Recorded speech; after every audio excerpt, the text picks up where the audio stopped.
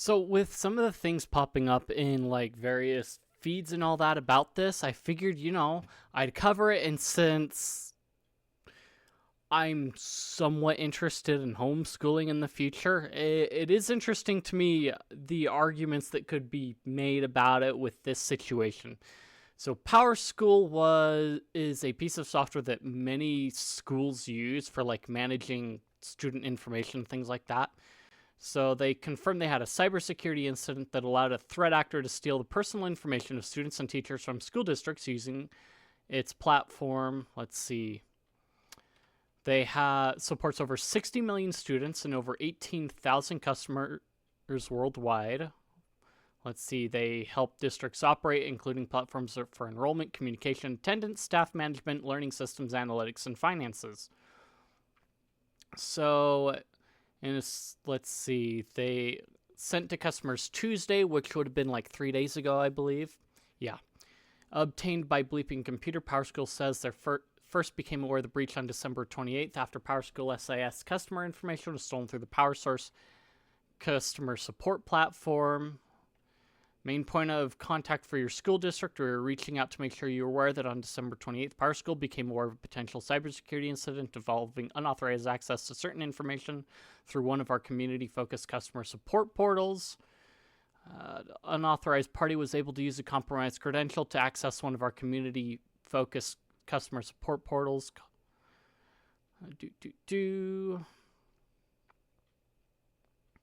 PowerSource contains a maintenance access tool that allows PowerSchool engineers to access customer SIS instances for ongoing support and to troubleshoot performance issues.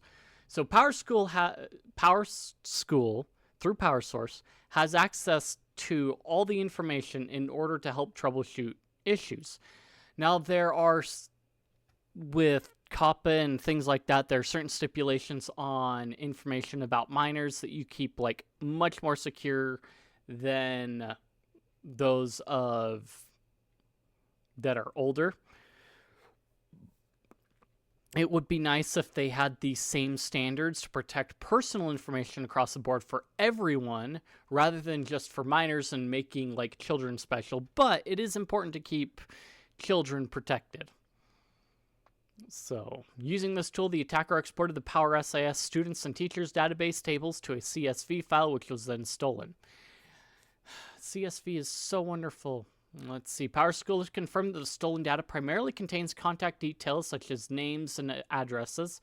However, for some districts, it could also include social security numbers, personal PII, and medical information and grades. So depending on the information that the schools put into it and that they ask for, it could compromise children greatly, and teachers as well. But teachers are probably more likely to have their socials leaked across the board if the school district is putting payment information in for teachers.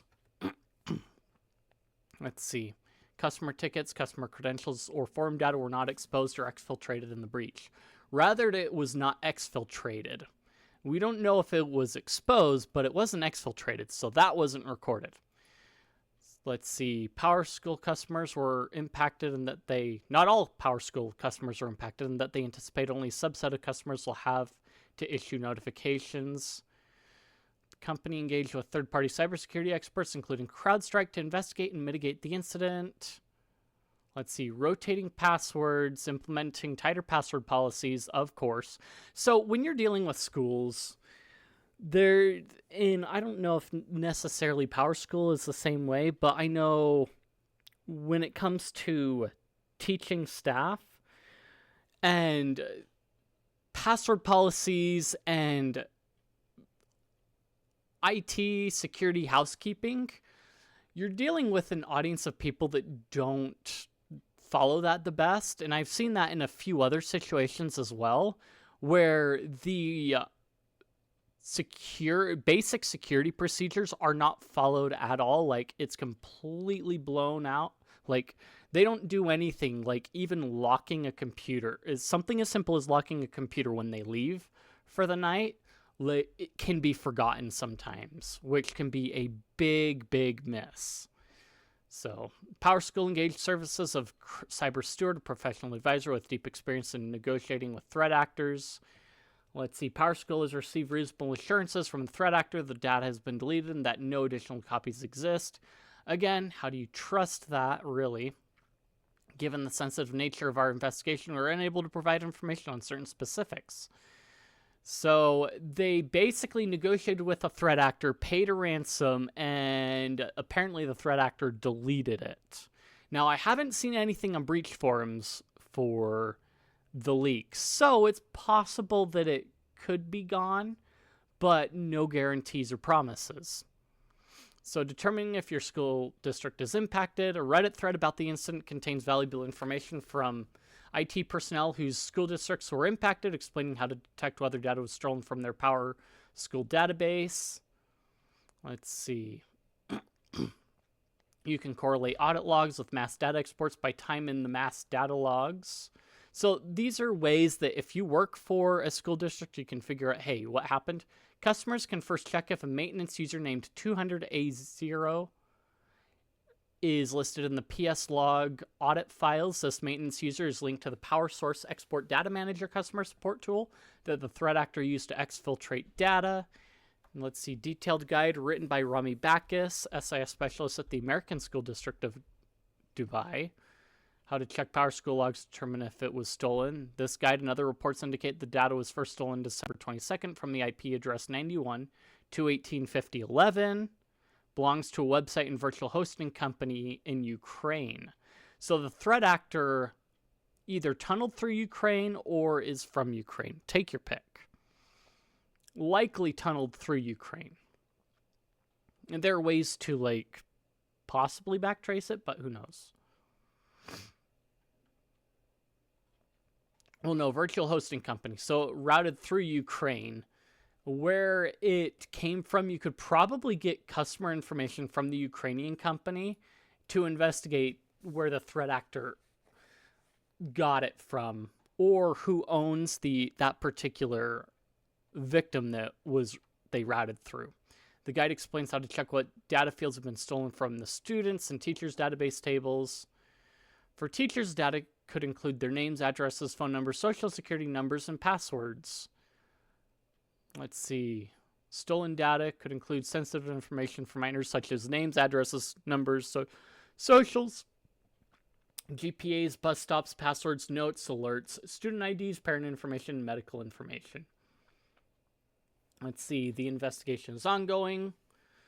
Powerschool says they are committed to transparency and will share the report with affected school districts when it is ready. After the security incident was disclosed by Powerschool, school districts have begun notifying parents and students about the breach today. Below is a list of school districts that our readers say were impacted by the Powerschool breach. So you've got Alabama School District, Etowah County, San Diego Unified School District, Colchester, East Hartford Public Schools, East Reading, Farmington Public Schools in Connecticut, Norwalk Public Schools, North Brantford Region 1 School District in Connecticut. Let's see. Brownsburg Community, Missinua in Indiana, New Albany, Noblesville, let's see, Pekin, Ascension, Orleans Parish School Board, St. Charles Parish Public Schools, Maine School Administrative District, let's see, Berkshire Hills, Canton Public, Hopkinton, wow, Lennox, Pittsfield, Wellesley,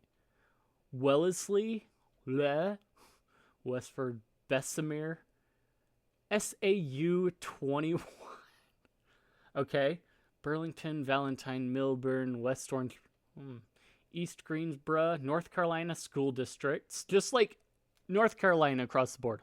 All North Dakota schools, Edgeley, Fairmount, Langdon, North Border, Ray, Tioga, Power Meru, Oxford area, wow. St. Hubert, Florence, School District of Newberry County, fancy. Champlain, Colchester, Consell, Elk Island, Red Deer, Medicine Hat, wow, in Alberta, interesting. Wolf Creek, Dufferin, interesting. Okay, so what's interesting is Cache County School District, which is kind of somewhat local to me, talked about it. Powerschool is an educational software that supports over 60 million students, blah, blah, blah. Powerschool informed our leadership team on Tuesday, January 7th, that they experienced a cybersecurity incident involving unauthorized access to certain Powerschool SIS customer data. So it happened on December 28th, so it was during the school break. So schools were not in session at this time, which means that the activity would have been low. And so whoever got in, so they probably lower awareness because of activity not going on, but at the same time, if they would have maintained their foothold until school started up again, well, may not be the case everywhere that was affected. But if they were able to hold off when most of the schools would have been in, then it would have probably been hidden by a lot more of the traffic, because you had many U.S. school districts that were affected, for sure, it seems. And then it would have also it would have been easier to cover up because Christmas wasn't on break anymore. Yeah. You know what I mean. While our Powerschool data is stored on a district server, the company maintains credentials to our Powerschool systems so they can provide support to our customers. These credentials housed at Powerschool were compromised and were used to obtain unauthorized access to Powerschool and data throughout the country, including our district and at least 5 other districts in Utah.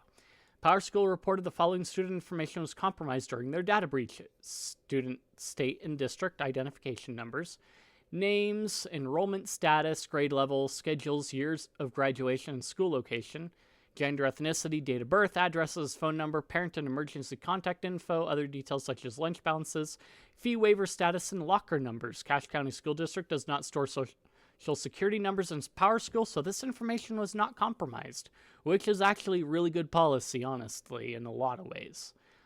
But do schools really need a student's social security number?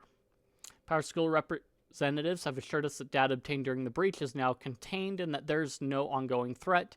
They stated the data has been deleted, no backup copies were made, and the data will not be shared or made public.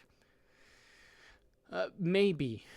So again, we have reason to believe that this is the case, because we have gone to professional negotiators that work with this kind of situation.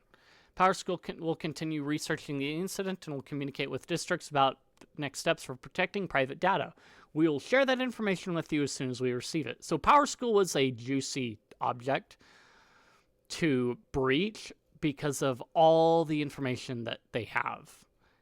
And this kind of, again, comes down to a risk management thing of, do you trust the one company that services everyone in certain sectors, or do you go with someone that may be a bit more obscure, which comes down because you've got all this accessible data in one place because of the nature of the business versus having it decentralized to mitigate the ability for that one point of failure to become such a juicy target that it is worth it for someone to spend an obtuse amount of time trying to breach it.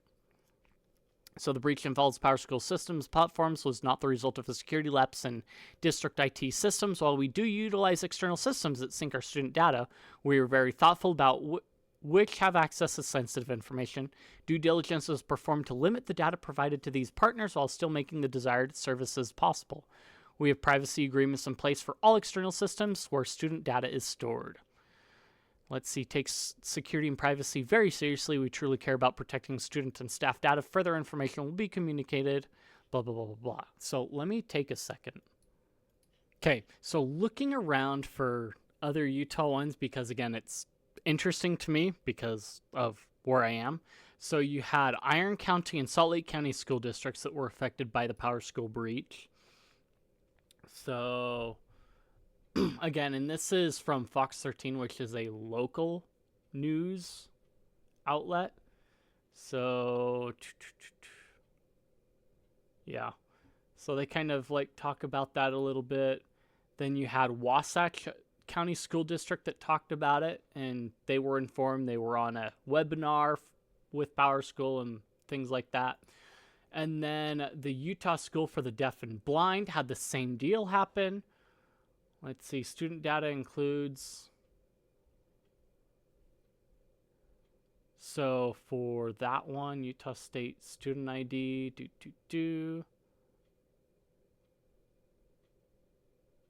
Yeah, it looks like that one, like, I don't know what information each of the districts stores in it. We're not involved, does not store. So it seems Utah has a pretty good deal of like not putting student social security numbers in, and possibly not even, and it can vary from district to district whether they put teacher social security numbers in, which I think at this point they don't. So there is that. And then, well, Granite School District would have been affected, but they were already attacked on December 17th, earlier in the month. So they slid under the radar for that point. So I don't know if they use Powerschool necessarily, but they already had their own problems earlier on in the month before the break started.